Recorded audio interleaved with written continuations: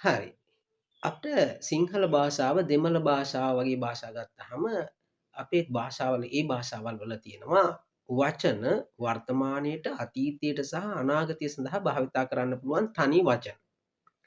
මට අනිත් භාෂා පිළිබඳව නම් ලොකු දැනුමක් නැහැ. නමුත් සිංහලෙන් ගත්තොත් එනවා come ආවා came ඇවිල්ලා come past participle එක ඒවි කියන්න සිංහලෙන් තියෙනවා. නමුත් ඉංග්‍රීසියෙන් නැහැ. ඒවි කියන්න. ඒක ඉංග්‍රීසියෙන් කියන්න නම් අපි පද දෙකක් එකතු කරලා will come කියලා හදාගන්න වෙනවා. ඉගෙන ගන්නවා. අපි වර්තමාන අතීත අනාගත තුන විතරක් ගමුකෝ කාලත්‍රය right වර්තමානයට එනවා අතීතයට ආවා අනාගතයට ඒවි come came will come will නැත්තම් ඒවි කියන්න බෑ right ඉගෙන ගන්නවා learn ඉගෙන ගත්තා learned ඉගෙන ගනීවි will learn දැන් ඔයාලට පැහැදිලි ඉංග්‍රීසි භාෂාවේ ක්‍රියාපද action words අනාගතයේ කාලය සඳහා භාවිතා කිරීමේදී අපි එම ක්‍රියාපදයට මුලින් will භාවිතා කරන්න ඕන. කනවා eat, කෑවා ate, කයි will eat. එතකොට present simple සඳහා අපි base form එක පාවිච්චි කරනවා come, go, learn, speak. past simple tense සඳහා අපි verb එකේ past form එක පාවිච්චි කරනවා came, learned, spoke.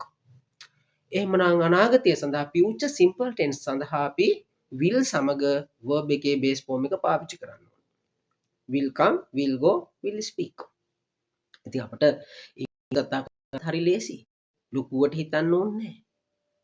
අපිට ක්‍රියාපද ටික තියෙනවා නම් අපි ඉගෙන ගන්නවා we learn. අපි ඉගෙන ගත්තා we learned. අපි ඉගෙන ගනීවි නැත්නම් අපි ඉගෙන ගනිමු සජෙෂන් එකක් විදිහට. right? we will learn. we will learn. මම කනවා I eat. මම කෑවා I ate. මම කන්නම් I will eat. I will eat. ඒගොල්ලෝ ගයක් හදනවා they build a house. ඒගොල්ලෝ ගයක් හැදුවා they built a house. ඒගොල්ලෝ ගයක් හදයි they will build a house. බලන්න. එතකොට ක්‍රියාපදයක භාවිතාවේදී වර්තමානයේ සඳහා සිංහල පදයට සමාන පදයක් ඉංග්‍රීසි භාෂාවේ තියෙනවා. අතීතය ගත්තහමත් සිංහල භාෂාවට සමාන පදයක් ඉංග්‍රීසි භාෂාවේ තියෙනවා. නමුත් අනාගතය සඳහා ඉංග්‍රීසි භාෂාවේ ක්‍රියාපද ඒ ආකාරයෙන්ම නැති නිසා අපි will කියන උපකාරක ක්‍රියාපදයේ model verb එක පාවිච්චි කරනවා ප්‍රධාන ක්‍රියාපදයේ සමග අනාගත අදහස් ප්‍රකාශ කිරීම සඳහා. ඔන්න එතකොට will භාවිතාව. පාවිච්චි කරන්නේ එතන. I will come. I will speak in English. We will play cricket. We will speak in English. He will come tomorrow. Right? He will understand what I say. You will understand what I say. Right? තේරුම් ගනීවි. ඒවි. දිනාවි. අපේ කණ්ඩායම match එක දිනාවි. Our team will win the match. Prediction. Prediction. So I'm not going to teach you the future simple tense, but I'm going to teach you the difference between will and will be. Right? ඊළඟට අපි ගමු will be. will be කියලා කියන්නේ අර be කියන්නේත් ක්‍රියාපදයක්. be කියන්නේත් ඔය irregular verb list එක දන්න ඔයාලට පුළුවන් පළවෙනි පදය be. be was were will be. ඔහොම නෙන්නේ. ඊට පස්සේ been. bing been continuous perfect එක been be. ඔතනදි ඔය will එක සමග be කියන ක්‍රියාපදය ඒක පොදු ක්‍රියාපදයක්. ඊට පස්සේ අපේ තියෙනවා adjectives. adjectives නාම විශේෂණ. ඉතින් නාම විශේෂණ හදා ගන්න පුළුවන් ආකාර ගොඩක් තියෙනවා.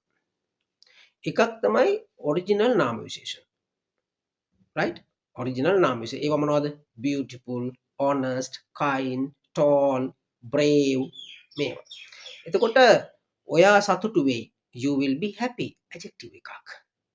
ඔයා පොහොසත් වෙයි. you will be rich. adjective එකක්. right? ඔයා ආත්මාර්ථකාමී වෙයි. you will be selfish. adjective එකක්. ඔයා නපුරු වෙයි. you will be cruel. right? ඔන්න විදිහට අපිට adjective පාවිච්චි කරන්න පුළුවන්. එහෙමනම් will සමග be භාවිතා කරන්නේ අර adjective එකක් පාවිච්චි කිරීමේ අවශ්‍යතාවය සඳහා. මොකද will come කිව්වට will honest කියන්න බෑ. will be honest. මොකද honest කියන්නේ adjective එකක්. ඒක ක්‍රියාපදයක් විදිහට පාවිච්චි කරන්න බෑ. හරි. ඒ නිසා තමයි will be තියෙන්නේ. will be වලින් කරන්නේ adjective එකතු කරන එක. හරි. හරි එහෙනම් අපි තවත් මේ වගේ අර්බුදකාරී පාඩමක එක්ක හමු වෙමු. අපිත් එක දිගටම රැඳී